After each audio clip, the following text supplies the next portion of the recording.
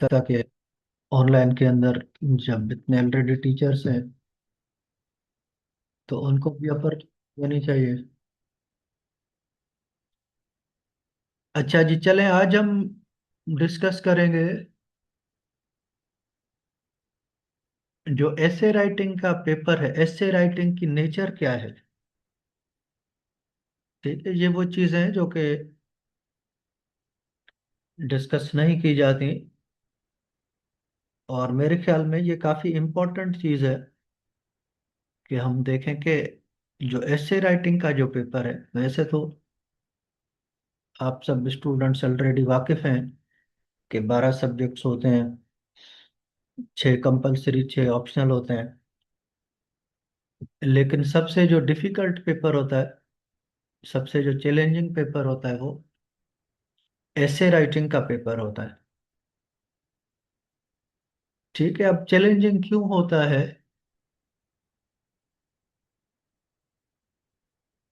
उसके लिए हम चेक करेंगे कि उसकी नेचर क्या है। बेसिकली चैलेंजिंग इसलिए होता है क्योंकि इसकी नेचर, इसकी ट्रीटमेंट, इसकी प्लानिंग, ये दूसरे सब्जेक्ट से थोड़ा सा डिफरेंट होती है। ठीक है, इसकी नेचर अलग है। ऐसे राइटिंग के पेपर की नेचर बाकी 11 सब्जेक्ट से काफी अलग है। कुछ सिमिलरिटीज भी हैं, ये नहीं कि इंटायरली डिफरेंट है ये पेपर। कुछ चीजें ऐसी हैं जो कि ओवरलैप होती हैं, लेकिन काफी सारी चीजें ऐसी हैं ऐसे राइटिंग के अंदर, अगर वो हमें टेक्निक पता चल जाए, अगर हमें वो मेथड पता चल जाए, तो ये पेपर पास करना आसान हो जाता है। ठीक है, और उसके अंदर बच्चे जो है वो मेजॉरिटी फेल भी इस वजह से होते हैं कि जो ऐसे राइटिंग के पेपर की जो डिमांड है, वो उसके अकॉर्डिंगली तैयारी नहीं करते। वो दूसरे पेपर्स की तरह इसको ट्रीट करते हैं, उसकी तैयारी दूसरे पेपर्स की तरह करते हैं।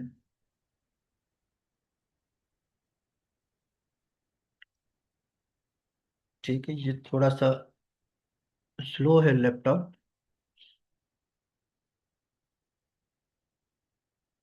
अच्छा जी, क्या डिफरेंस है, क्या सिमिलरिटीज है, पहले उसको देखते हैं।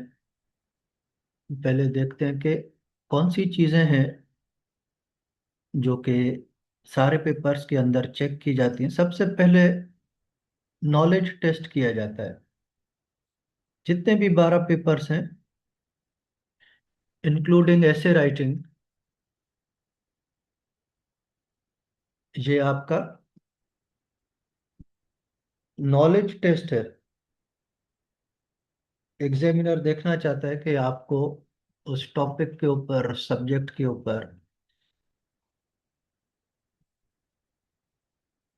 नॉलेज है प्रॉपर या नहीं है।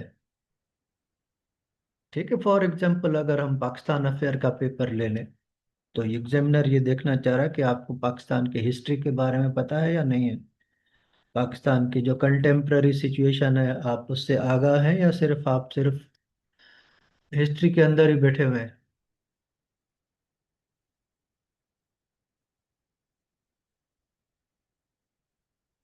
ठीक है, पाकिस्तान के प्रॉब्लम्स के बारे में आपको पता है या नहीं है। ठीक है, मीन्स ये नॉलेज होनी चाहिए। बहुत सारे लोगों को ये नॉलेज नहीं होती। और नॉलेज भी किस तरह की नॉलेज, फॉर्मल नॉलेज। ठीक है, नॉलेज ये सुनी सुनाई नॉलेज नहीं। ठीक है, कुछ लोग यूट्यूब पे चीजें देख लेते हैं, कुछ लोग दूसरे लोगों से बातें सुन लेते हैं। इनफॉर्मल होती है ये नॉलेज। फॉर्मल वे में आपने उसके ऊपर कोई क्वालिटी बुक्स पढ़ी है या नहीं पढ़ी। ठीक है, फिर उसके ऊपर आपको एक अच्छी ग्रिप है या नहीं है। ठीक है, इसी तरह से करंट अफेयर है, इसी तरह से जनरल साइंस एंड एबिलिटी है। इन सब सब्जेक्ट्स के अंदर कंपलसरी सब्जेक्ट्स हों, ऑप्शनल सब्जेक्ट्स हों। ठीक है, फॉर एग्जांपल ऑप्शनल सब्जेक्ट में पॉलिटिकल साइंस आपने ले लिया, तो ये चेक किया जाएगा कि पॉलिटिकल साइंस का जो उसकी जो फील्ड है उसके बारे में आप वेल वर्स्ड हैं या नहीं है। आपने पॉलिटिकल फिलोसोफर्स को पढ़ा है या नहीं पढ़ा। आपको ये पता है कि डेमोक्रेसी की एवोल्यूशन किस तरह से हुई। ठीक है, डेमोक्रेसी खुद क्या है, डेमोक्रेसी की लिमिटेशंस क्या हैं, कंटेम्प्ररी टाइम में क्या चैलेंजेस हैं डेमोक्रेसी को। ठीक है, तो एक नॉलेज आपको होनी चाहिए। इसी तरह से ऐसे राइटिंग के अंदर भी आपको मुख्तलिफ टॉपिक्स देता है, तो एग्जामिनर ये देखना चाहता है कि आपको उसके बारे में नॉलेज है या नहीं है उस टॉपिक के बारे में। फॉर एग्जांपल ग्लोबल वार्मिंग है। ठीक है, ग्लोबल वार्मिंग के ऊपर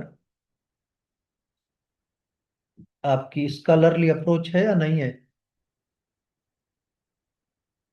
कहीं ऐसा तो नहीं कि आपने जस्ट दो तीन आर्टिकल पढ़ लिया अखबार में, दो चार लोगों से बातें इधर उधर की सुन ली। अक्सर स्टूडेंट्स इसी तरह से ही जाते हैं, ग्लोबल वार्मिंग पे एक आध कोई ऐसे पढ़ लिया। स्कूल कॉलेज में इसी तरह से ही होता था कि भाई इसके ऊपर आएगा, इस पे ऐसे आ जाएगा, तो इसको पढ़ लेते हैं। ठीक है, लेकिन यहाँ पे इस तरह से काम नहीं चलेगा कि ग्लोबल वार्मिंग पे, क्लाइमेट चेंज पे, आर्टिफिशियल इंटेलिजेंस पे एक आध आर्टिकल पढ़ लिया, एक आध किताब पढ़ ली। आपकी इसके ऊपर एक बहुत अच्छी नॉलेज होनी चाहिए, कंटेम्प्ररी डिबेट्स क्या है, फ्यूचर में क्या चैलेंजेस आ सकते हैं, और उसको मल्टीपल डायमेंशन से देखने का नाम, उसके ऊपर नॉलेज होनी चाहिए। ठीक है, तो पहली चीज यह है कि आपके जितने भी 12 सब्जेक्ट्स हैं उसके अंदर आपकी नॉलेज जरूर टेस्ट होगी। ठीक है, कोई बच्चा इस तरह से पास नहीं हो सकता कि उसको उस चीज के बारे में बिल्कुल पता ही ना हो और तुक्के लगा के आ जाए, तो वो सवाल ही पैदा नहीं होता। या स्कूल कॉलेज में जो पढ़ा था उसने, तो ये आपकी चीज जो है वो यहाँ से टेस्ट होती है। ठीक है, अब नेक्स्ट स्टेज पे इंटरव्यू के अंदर ये कहा जाता है कि ये इंटरव्यू आपकी नॉलेज टेस्ट नहीं है। ठीक है, वो आपकी नॉलेज टेस्ट हो गई। आपके 12 पेपर्स के अंदर आपको कितनी नॉलेज थी, ठीक है, वो एग्जामिनर ने चेक करके बता दिया कि हाँ भाई इसके पास सफिशिएंट नॉलेज है। ठीक है, इसको पाकिस्तान के बारे में भी पता है, रिलीजन के बारे में भी पता है, थोड़ा सा साइंस के बारे में भी ये जानता है। ठीक है, बेसिकली ये क्राइटेरिया है कि आपको क्यों रिक्रूट किया जाए सिविल सर्विस के अंदर। ठीक है, तो उसमें एक क्राइटेरिया ये है कि उस बंदे को recruit knowledge up to date हो, करंट अफेयर के ऊपर, पाकिस्तान अफेयर के ऊपर, इस्लामियात के ऊपर,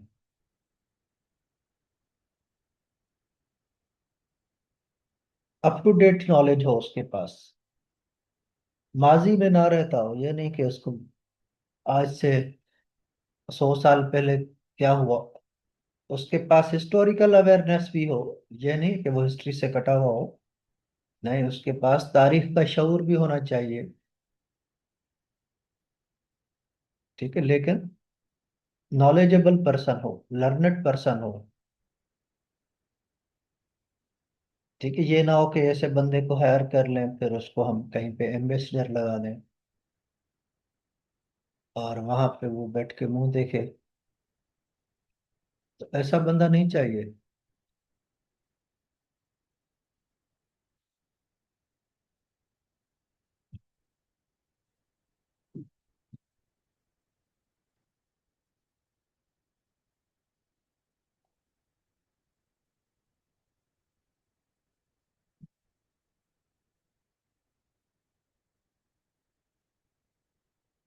तो पहली चीज जो है वो अदर सब्जेक्ट्स के अंदर और ऐसे राइटिंग के अंदर क्या क्राइटेरिया, नॉलेज आपकी टेस्ट हो गई। अच्छा, फिर दूसरा ऐसे राइटिंग अब बहुत सारी चीजों के ऊपर दूसरे सब्जेक्ट से डिफरेंट भी है। एक तो दूसरे जो 11 सब्जेक्ट्स हैं उनका एक फिक्स सिलेबस है।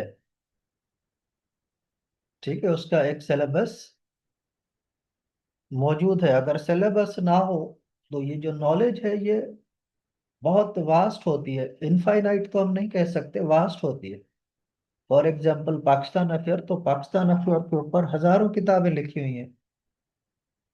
तो ये ह्यूमनली पॉसिबल नहीं है कि 2 या 3 या 4 साल के अंदर बच्चा इतनी सारी किताबें पढ़ सके। तो कुछ लिमिटेड बुक्स रिकमेंडेड होती हैं। फिर पाकिस्तान के हवाले से अगर हम बात करें तो पाकिस्तान के ऊपर हम डिस्कशन करते जाएं तो 100 साल लग जाएंगे तो भी खत्म नहीं होगी पाकिस्तान के ऊपर डिस्कशन। तो सिलेबस क्या करता है कि उसको लिमिट कर देता है कि ये एरियाज आपसे पूछे जाएंगे। ठीक है, थोड़ा सा आपसे प्री पार्टीशन की हिस्ट्री पूछी जाएगी, फिर उसके बाद डेवलपमेंट कैसे, खास तौर पर कॉन्स्टिट्यूशनल डेवलपमेंट, डेमोक्रेसी की डेवलपमेंट। ठीक है, सिलेबस क्या करते हैं, उसको लिमिट करता है, आपके एरियाज डिफाइन करता है। इसलिए मैं बार बार स्टूडेंट्स को कहता हूँ कि जब आप सब्जेक्ट्स की तैयारी करें तो हर वक्त अपना सिलेबस अपने साथ रखें, पास्ट पेपर साथ रखें। ठीक है, तो बाकी 11 के 11 सब्जेक्ट्स का सिलेबस है, लेकिन सीएसएस का, इसका ऐसे राइटिंग का कोई सिलेबस हमें नहीं दिया हुआ। ठीक है, वो हम इन्फर करते हैं, वो हम अज्यूम करते हैं कि यहाँ से इन एरिया से आ सकता है, ऐसे जैसे हम थीम्स बना लेते हैं। लेकिन दूसरे सब्जेक्ट्स की तरह इसका फिक्स सिलेबस नहीं है। इस वजह से ये पेपर थोड़ा सा चैलेंजिंग भी बन जाता है। हमें पता ही नहीं है कि कौन से एरिया से आएगा, कहाँ से आएगा। पाकिस्तान अफेयर में, करंट अफेयर में हमें पता है, हमें पॉलिटिकल साइंस में पता है। ठीक है, या तो प्लेटो के ऊपर आ जाएगा, या तो अरिस्टोटल के ऊपर, या मैकियावेली के ऊपर आ जाएगा। ठीक है, ये थोड़ी है कि चाणक्य के ऊपर दे दें पॉलिटिकल साइंस के अंदर। हालांकि वो भी पॉलिटिकल थिंकर था, लेकिन वो पॉलिटिकल साइंस के सिलेबस में नहीं है। ठीक है, ये नहीं है कि आपको जो है वो परवेज हुदवाई के ऊपर दे दें पॉलिटिकल साइंस के अंदर, क्योंकि वो सिलेबस पे नहीं है। ठीक है, जनरल आपसे क्वेश्चन पूछ सकता है, लेकिन एक डिफाइंड सिलेबस होगा। अब यहाँ पे मसला ये है ऐसे राइटिंग के अंदर कि कोई सिलेबस नहीं है। आपको फिलोसॉफिकल ऐसे भी दे सकता है, लिटरेरी ऐसे भी दे सकता है, करंट इश्यूज से भी पूछ सकता है, आपको एब्स्ट्रैक्ट एसेस भी दे सकता है। ठीक है, तो अब इसको किस तरह से हैंडल करना है वो हम डिस्कस करेंगे। तो पहली चीज जो है, जो इसको डिफरेंट करती है दूसरे सब्जेक्ट से, वो है कि इसका सिलेबस नहीं होता। अच्छा, फिर उसके बाद जो दूसरे सब्जेक्ट्स हैं उसके अंदर एक अंडरस्टैंडिंग जो है वो हमें चाहिए। अच्छा, अब अंडरस्टैंडिंग है क्या? अगर हम कहें कि जो हमारी जो नॉलेज होती है, नॉलेज शुरू होती है इंफॉर्मेशन से। ठीक है, लोएस्ट स्टेज पे इंफॉर्मेशन। ठीक है, मैंने 14 पॉइंट्स पढ़े, ये मुझे इंफॉर्मेशन मिल गई। मैंने खिलाफत मूवमेंट पढ़ी, ये मुझे इंफॉर्मेशन मिल गई। ठीक है, अब इंफॉर्मेशन जो है जब ग्रो करती है तो वो नॉलेज में कन्वर्ट होती है। ठीक है, नॉलेज जब हम कंपेरेटिव एनालिसिस करते हैं, जब हम देखते हैं कि इस नॉलेज के क्या बेनिफिट्स हैं। ठीक है, नॉलेज भी हमें किताबों में से मिलती है, इंफॉर्मेशन भी हमें किताबों में से मिलती है, लेकिन उन सब से ऊपर जो होती है वो अंडरस्टैंडिंग होती है। ठीक है, अंडरस्टैंडिंग वो चीज होती है, उस नॉलेज को हम अप्लाई कर सकें, एप्लीकेबिलिटी ऑफ दैट नॉलेज। ठीक है, फ्रेंच रेवोल्यूशन पढ़ा, भाई क्या रिलेवेंस है, मैं क्यों पढ़ रहा हूँ फ्रेंच रेवोल्यूशन? ठीक है, क्या फायदे हैं फ्रेंच रेवोल्यूशन के पढ़ने के?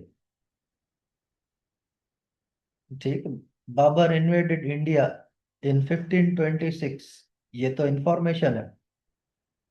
ठीक है, बाबर का रूल, ये तो नॉलेज है। तो ये भी हमें चाहिए, दूसरे सब्जेक्ट्स में चाहिए, लेकिन ये बेसिक लेवल की हो, बेसिक लेवल की अंडरस्टैंडिंग। लेकिन ऐसे राइटिंग के अंदर रिच अंडरस्टैंडिंग होनी चाहिए। रिच अंडरस्टैंडिंग मीन्स कोई out of the box question आ जाए। हमने जेंडर स्टडीज पढ़ लिया, हमने जेंडर सोशलाइजेशन कैसे होती है, लेकिन ऐसे आ गया बॉयज विल बी बॉयज। तो अंडरस्टैंडिंग से मतलब यह है कि हमें उसको डीकंस्ट्रक्ट करना आना चाहिए, उसकी इंटरप्रिटेशन करना आना चाहिए कि इसका मतलब क्या है, क्यों कह रहा है ये, रिलेवेंस क्या है। ठीक है, तो रिच अंडरस्टैंडिंग चाहिए। तो उसके लिए हम क्या करते हैं, सिर्फ जो हमारी सिलेबस की बुक्स हैं उसके ऊपर डिपेंड नहीं रहते। तो हम थोड़ा बहुत जनरल रीडिंग करते हैं, कुछ फिलोसॉफी की एक आध किताब पढ़ ली, एक आध हिस्ट्री की पढ़ ली, कुछ रिसर्च पेपर्स पढ़ लिए। ठीक है, रिच अंडरस्टैंडिंग होना जरूरी है ऐसे राइटिंग के लिए। जिसकी एवरेज अंडरस्टैंडिंग होती है वो बच्चा ऐसे राइटिंग के अंदर बहुत स्ट्रगल करता है। ठीक है, इसके ऊपर और डिस्कस करेंगे। अंडरस्टैंडिंग क्रिटिकल थिंकिंग क्या है, बल्कि नेक्स्ट हमारा लेक्चर इसी के ऊपर ही होगा, क्रिटिकल रीडिंग कैसे करनी चाहिए। ठीक है, critical reading, active reading, active और पैसिव रीडिंग में क्या फर्क है। क्योंकि हमारी तैयारी बेसिकली ऐसे राइटिंग की तैयारी ऐसे लिखने से नहीं बल्कि पढ़ने से शुरू होती, रीडिंग से शुरू होती। अगर हम सही रीडिंग कर रहे हैं तो हमारी थिंकिंग भी स्ट्रांग होती है और राइटिंग भी स्ट्रांग होती है। अगर किसी की राइटिंग वीक है तो इसका मतलब यह है कि वो एक्टिव रीडर नहीं है। अगर किसी का अंडरस्टैंडिंग वीक है तो इसका मतलब यही है कि वो क्रिटिकल रीडर नहीं है, सोचता नहीं है, गौर व फिक्र नहीं करता। ठीक है, इसके अंदर आप दूसरे सब्जेक्ट्स में बेशक रट्टा वट्टा लगा के पास हो सकते हैं, लेकिन ऐसे राइटिंग के अंदर रट्टा नहीं चलता। कुछ बच्चे रट के जाते हैं, ऐसे रट्टा लगा के जाते हैं। हमारे टाइम पे भी कुछ स्टूडेंट्स पूरा ऐसे, पूरा 1 घंटा उनसे आप कहें जैसे रिमोट कंट्रोल का बटन दबा दिया तो शुरू हो जाते थे। ठीक है, लेकिन एग्जामिनर इस तरह से नहीं देगा। आपने pros and cons of artificial intelligence कर लिया, लेकिन एग्जामिनर ने दे दिया कि artificial intelligence is the death of creativity. ठीक है, अब आप क्या करेंगे, उसमें तो ये कॉपी पेस्ट नहीं चलेगा। ठीक है, तो आपकी जो है वो अंडरस्टैंडिंग रिच होनी चाहिए। और ये क्रिटिकल नेचर का पेपर है, इसकी जो दूसरी जो क्वालिटी है ऐसे राइटिंग के पेपर की, ये क्रिटिकल थिंकिंग, इसकी डिमांड ही यही है कि जो बच्चा है अपने नेचर में क्रिटिकल होना चाहिए। लकीर का फकीर नहीं चलेगा। इसी वजह से फेल करते हैं, क्योंकि सिविल सर्विस के अंदर ऐसा बंदा चाहिए जिसकी थिंकिंग क्रिटिकल हो। 2+2 = 4 वाला बंदा इसमें नहीं चल पाएगा। ठीक है, क्रिटिकल थिंकिंग है क्या, क्रिटिकल थिंकिंग भी बेसिकली ये है कि जो चीजें हमें अपरेंटली नजर आ रही हैं, ठीक है, जो चीजें नॉर्मलाइज्ड हैं, उनके अंदर छुपे हुए प्रॉब्लम्स को देखना, उनको प्रॉब्लमेटाइज करना। मिसाल के तौर पर अभी मैं रोड पे निकला हूँ, मैं घर पहुंच गया यहाँ से जाके, तो मुझे कोई भी चीज ऐसी जो है वो प्रॉब्लमेटिक नहीं लगी। ठीक है, लेकिन अगर कोई क्रिटिकल थिंकर होगा वो देखेगा कि यार ये तो मेरे चारों तरफ जो लैंडस्केप है ये तो फ्लैट ही फ्लैट है। कंक्रीट के बने हुए मकान हैं, रोड हैं, ब्रिजेस हैं। तो मेरे लैंडस्केप में पेड़ पौधे परिंदे क्यों नहीं है? मैं नेचर से क्यों कट गया हूँ? ये तो बड़ा प्रॉब्लमेटिक है मेरे लिए।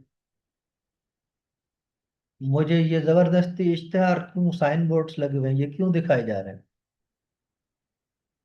ठीक है, क्या मेरी ये चॉइस है? ये जो है मोबाइल फोन के अंदर भी इश्तेहार नजर आ रहे हैं, बाहर भी नजर आ रहे हैं। ठीक है, तो हजारों मसले नजर आएंगे। बेगर्स नजर आएंगे, फकीरों की कतारें नजर आएंगी। अभी इस साल आया भी था बेगर्स के ऊपर। क्रिटिकल थिंकर हर चीज के ऊपर गहरी नजर रखेगा कि ये क्यों है यार, ये बेगर्स क्यों आते हैं हर साल, कहाँ से आते हैं। ठीक है, क्या वजह है हर चौक पे खड़े हुए होते हैं बेगर्स? बच्चे चाइल्ड लेबर कर रहे हैं। ठीक है, आम आदमी के लिए नॉर्मल बात है, करते हैं भाई। अरे भाई ये इनह्यूमन है। क्रिटिकल थिंकर प्रॉब्लमेटाइज करता है। ठीक है, इसकी आपको एक मिसाल दूं, जैसे मैं यूनिवर्सिटी में एक बार पढ़ा रहा था। तो मैंने एक कैसे पढ़ा है कि हम लोग मस्जिद में नमाज पढ़ते हैं। ठीक है, तो एक बच्ची ने कहा कि सर, हम खवातीन तो घर में नमाज पढ़ती हैं। तो मैंने कहा क्या इशू है इस टेक्स्ट के अंदर? उसने कहा ये जो टेक्स्ट है ना, ये किसी मर्द ने लिखा है, उसमें सिर्फ मेल की रिप्रेजेंटेशन है। उसको लिखना चाहिए था कि मर्द मस्जिद में और बेशतर खवातीन घर में नमाज पढ़ती है। औरत की रिप्रेजेंटेशन ही नहीं है। ठीक है, पुराना आप टेक्स्ट देख उठाकर देख लें, जो फेमिनिस्ट क्रिटिक करती हैं। वो हर चीज के लिए man is born free but everywhere he is in chains. सिर्फ मैन ही फ्री पैदा हुआ, क्या वुमन फ्री पैदा नहीं हुई? ठीक है, तो क्रिटिकल थिंकर, इसके ऊपर हम डिस्कशन करेंगे डिटेल में। क्रिटिकल थिंकिंग के ऊपर प्रॉब्लमेटाइज करता है चीजों को, उसके pros and cons compare contrast करता है। आइसोलेशन में नहीं रहता क्रिटिकल थिंकर। ठीक है, और क्रिटिकल थिंकिंग अंडरस्टैंडिंग ये इंटर रिलेटेड है। ये तभी आती है जब हमारे पास रिच नॉलेज हो, रिच अंडरस्टैंडिंग हो।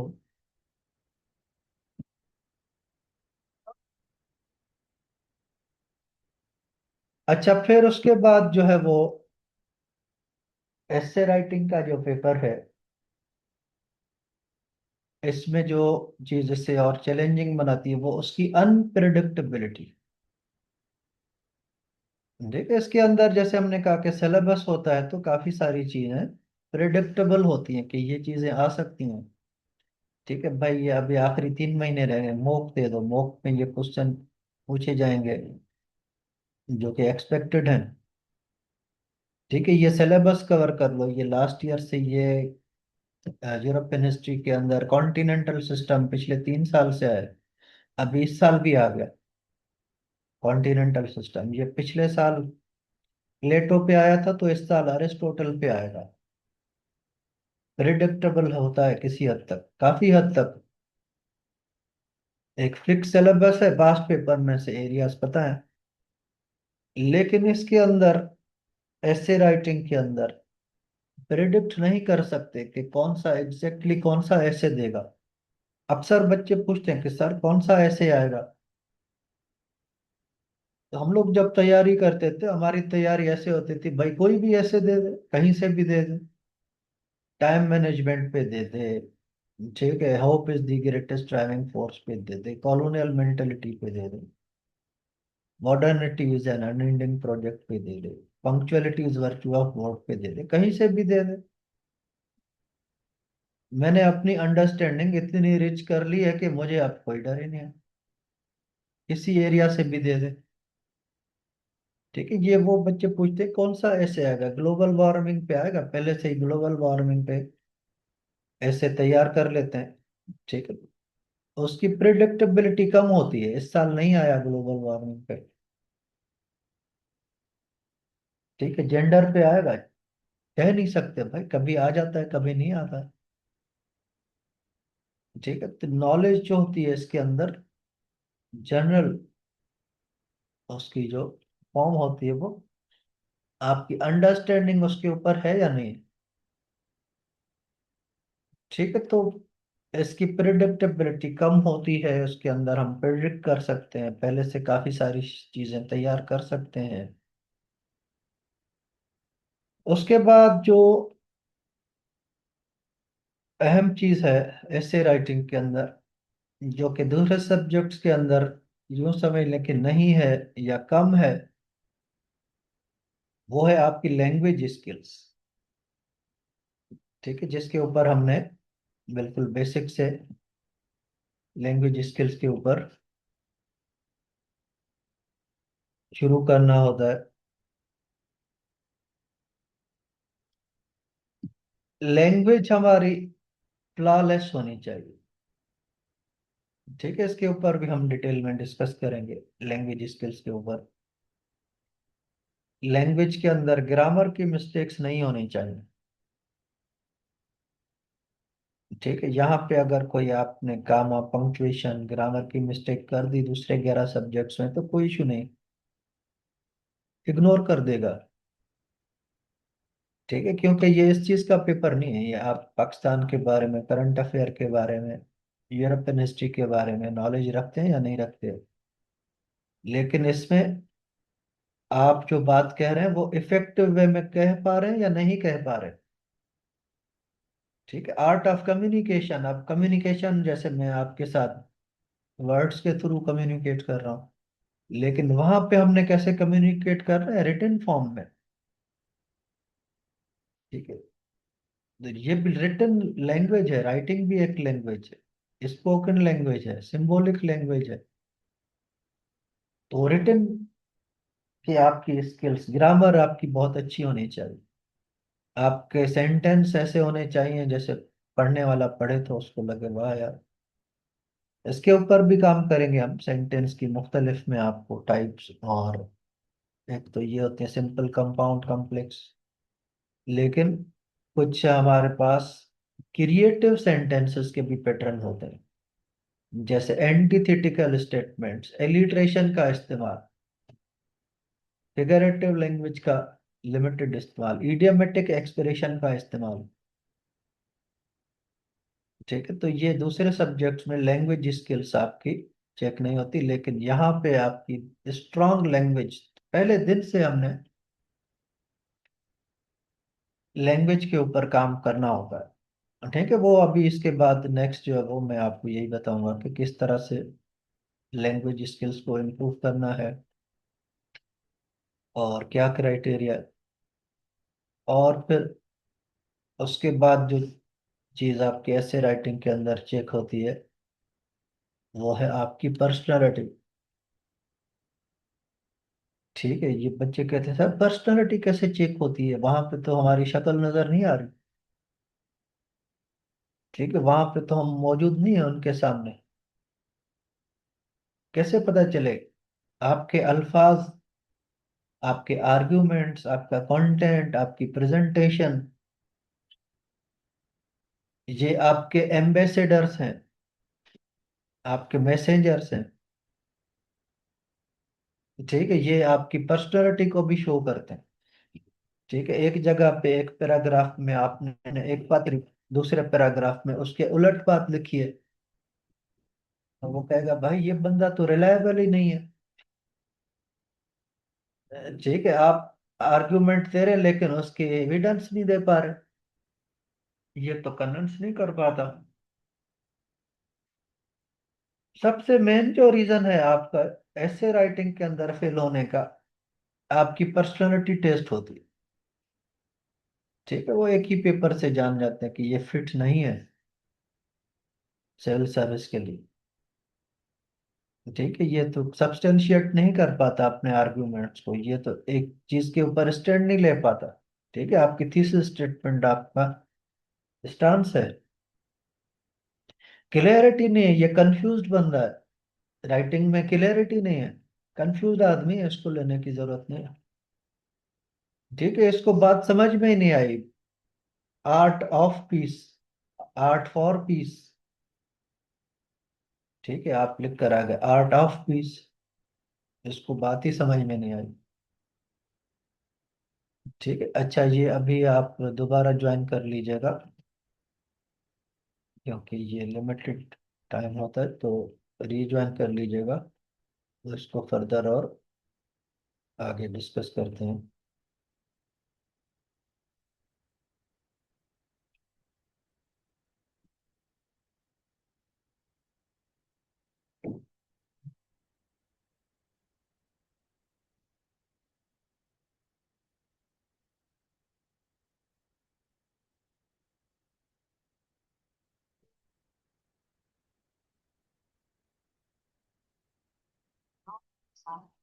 वालेकुम सलाम।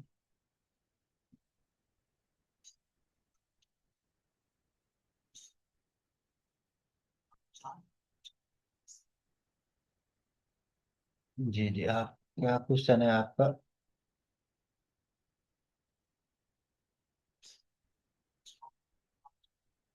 आपको क्या करना है?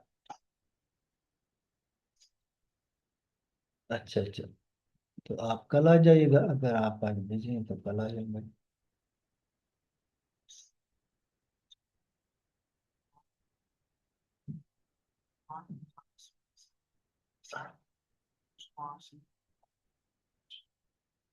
भाई अभी मेरी क्लास चल रही है ऑनलाइन।